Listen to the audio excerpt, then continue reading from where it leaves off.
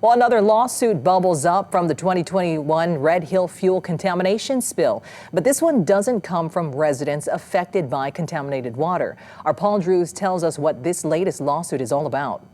You could end up seeing more of these pumping stations, wells, and reservoirs in communities around Oahu if the Board of Water Supply wins its lawsuit against the Navy. When the Red Hill fuel leak happened, 3 nearby wells that supply millions of gallons of drinking water a day were shut down.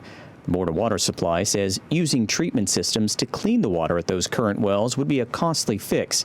And there's concern pumping more than 10 million gallons a day in Halava could spread any contaminants around Red Hill. So the Board of Water Supply wants to instead drill new wells around the island. To replace that capacity we lost to urban Honolulu, it's going to take a lot of smaller wells to actually do that.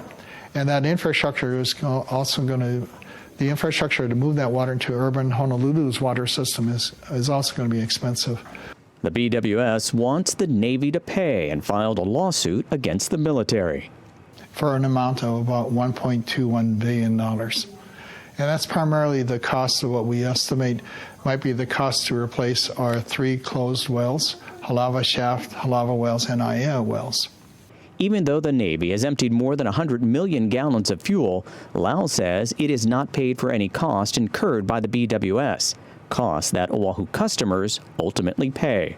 It's important that we hold the people responsible accountable for the cost of cleanup, remediation. I just want to recognize Ernie Lau and the BWS and their courage in bringing on this lawsuit. Mandy Feint was one of the thousands impacted by the Red Hill fuel leak and says it changed everything about her and her family's life. We were a very healthy family before we came to Hawaii, before we moved into our house on Fort Island. And I'll tell you today, over 3.5 years later, we've been to over 750 medical appointments, multiple surgeries, several medical procedures, and those doctor's appointments don't stop.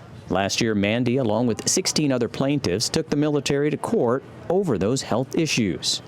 The government argued at that trial that there was not enough fuel in the water to make anyone sick. The judge found that that was not true.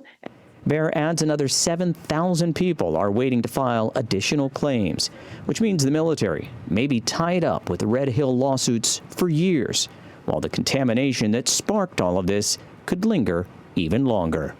This is going to be a problem that exists and challenges our community, for our water resources, for the Board of Water Supply for many years to come. Paul Drews, Island News.